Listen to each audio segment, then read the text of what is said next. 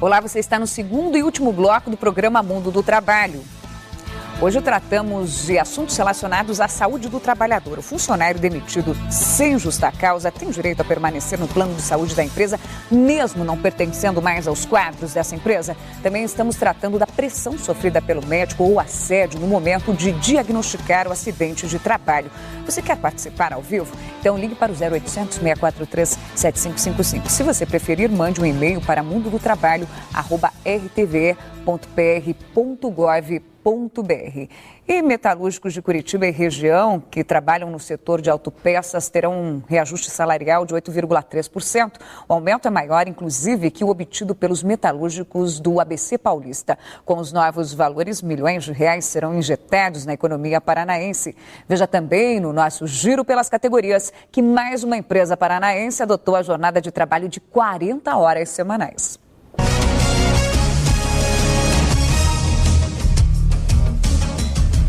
O Sindicato dos Metalúrgicos da Grande Curitiba aprovou a pauta de reivindicações da campanha salarial de 2009 para o setor de autopeças. Esse acordo atinge aproximadamente 5 a 6 mil trabalhadores e nós estamos estimando um impacto na economia paranaense de 21 milhões de reais que ingressa na economia com este percentual de reajuste e também de abono salarial aplicado aos trabalhadores. Agora as bandeiras de luta serão encaminhadas ao sindicato patronal. Entre as reivindicações estão aumento do piso da categoria para R$ 1.200, adicional de 100% para horas extras de segunda a sábado e complementação do auxílio-doença entre o período compreendido do 16º a 150 dias do afastamento.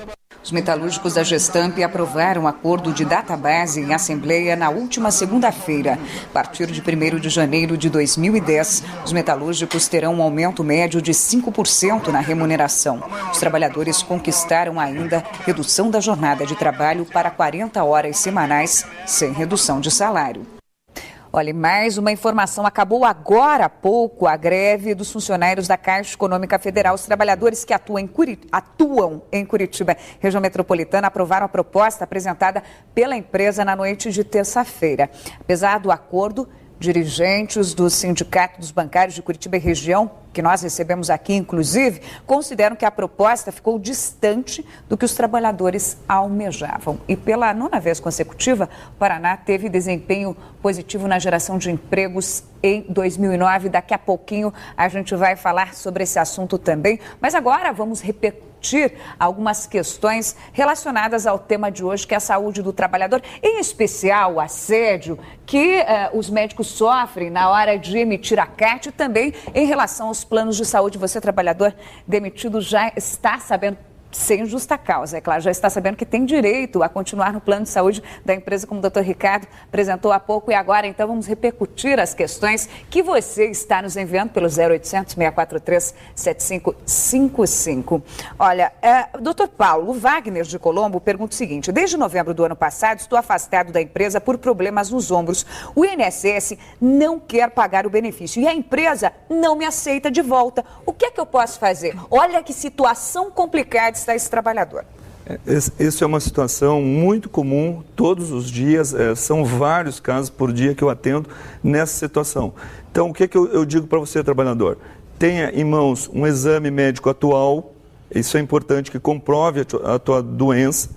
Se o médico da tua empresa não te aceitar de volta e nem o INSS está dizendo que tu pode voltar a trabalhar, entre na Justiça Federal. É a única maneira que você, trabalhador, pode se defender. Olha só, doutor Ricardo, Gilson de Curitiba, fui demitido e perdi o acesso ao plano de saúde. O que é que eu posso fazer? Na verdade, ele teria que entrar com uma ação judicial buscando a sua manutenção no plano de saúde. Pois ele tem o direito, mesmo que demitido sem justa causa, né, de permanecer nesse plano. Aí depende do tempo que ele contribuiu para o plano, de 6 meses a 2 anos. Todavia, ele terá que pagar a integralidade do prêmio do plano de saúde, da parcela do plano de saúde. Doutor Ricardo, fica a pergunta, será que a empresa avisou ele que ele tinha direito a essa continuidade? A gente fica na dúvida, olha, né? A gente verifica que há muita ilegalidade praticada pelas empresas nesse setor. Quais são as principais ilegalidades? Olha, uma delas é essa, vinculadas à não permanência, a não dar essa opção de permanecer ao empregado que foi demitido ou que pediu demissão.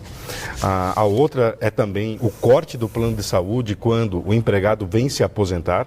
E a outra e mais grave que eu acho é quando o funcionário está trabalhando ou o aposentado e vem a falecer. Eles cortam o plano de saúde dos dependentes. E, na verdade, os dependentes também têm o direito de permanência no plano de saúde. Quer dizer, se o funcionário, seja ele ex ou atual, falecer, os dependentes continuam tendo esse direito? Continuam tendo esse direito. É o que determina a lei que regulamenta essa matéria, que é essa lei que eu lhe falei, 9656 de 98, o artigo 30 e 31. Mas tem algum período estipulado ou não? Não tem prazo? Seria o mesmo período vinculado à questão assim de 2 meses, de 6 meses a 2 anos, ou para o aposentado, se acaso ele contribuiu por mais de 10 anos, seria por prazo indeterminado. Se ele contribuiu ao plano de saúde por menos de 10 anos, é 1 ano de permanência para cada ano de contribuição. Doutor Mário, o Ricardo pergunta o seguinte, de Campo Largo. Na dúvida com relação à idoneidade da empresa em que fui direcionado a fazer meu exame, eu posso fazer uso de uma empresa que eu confio?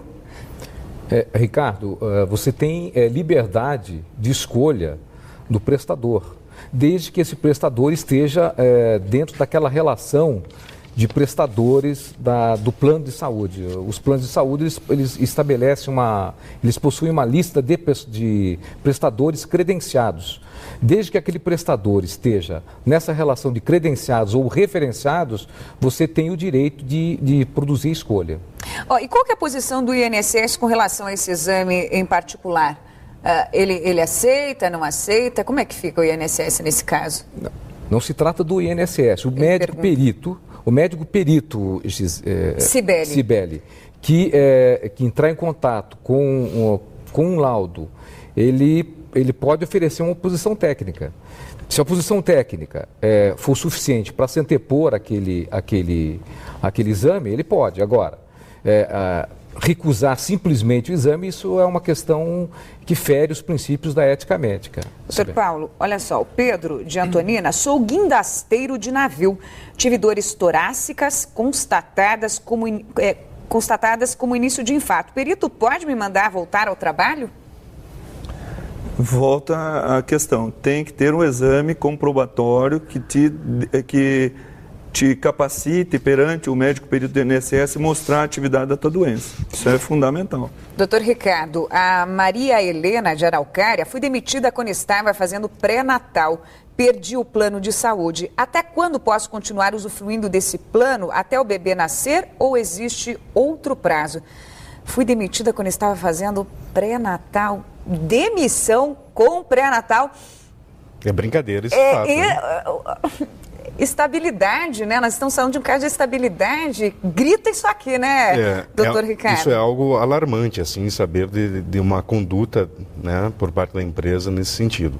Ela tem o direito à reintegração no trabalho, né, de permanecer dentro da sua estabilidade, bem como depois de permanecer no plano de saúde, dentro daquele prazo de 6 meses no mínimo, no máximo de 2 anos, se acaso ela vier a ser demitida. Que situação. A gestante, desde a concepção, já tem a garantia de estabilidade no emprego. Importante verificar isso, viu, Maria Helena? A Rosilda de Campo Largo está perguntando, pode ser direcionada aos 2 médicos aqui. É normal a pessoa, quando pega atestado, ter que passar por perícia durante o afastamento? Passando 15 dias de afastamento. Isso é uma coisa importante para você, trabalhador. Não é um atestado 15 dias, volta a trabalhar, tem mais 15 dias. São 15 dias dentro de um período de 90 dias que você tem direito a permanecer afastado. Então, passou de 15 dias, mesmo em 90 dias, com vários atestados, automaticamente vai para o INSS. Tá certo. Então, se ela fica 15 dias afastada, que aí é a empresa que está pagando, né? A partir do 16º dia que vai para o INSS. Aí ela retorna, fica uma semana e volta novamente. Aí... Automaticamente ela vai ser encaminhada para a perícia do INSS. E aí ela pergunta assim, tem que passar por perícia durante esse afastamento? Então, tem. Se ultrapassou de 15 dias, tem a perícia automática. Doutor Mário, Maurício de Curitiba, trabalhei durante 3 meses numa empresa, eu e meu colega sofremos um acidente de carro em serviço. Ele estava dirigindo, mesmo em tratamento médico, fui demitido. E esse colega, não. Tenho sequelas no ombro devido ao acidente. O que é que eu posso fazer? Eu acho que vou direcionar então para o doutor Ricardo, que tem mais, mas o senhor também, como é da área sindical, então eu vou pedir um compartilhamento de informações aqui, porque os dois estão aptos para a resposta. Começamos então? Qual o nome dele? Maurício. O Maurício. Maurício, se o acidente foi um acidente de percurso, de trajeto, ou chamado acidente em itinere, ele tem o direito, é considerado como doença em serviço. Então ele tem direito ao benefício. Quer dizer, se o trabalhador ele sofre algum acidente no período que ele está se deslocando da sua casa para ir ao emprego e depois nesse retorno, isso também é computado como acidente de trabalho. É importante que você saiba, trabalhador, é isso inclusive que o doutor Mário está comentando, né?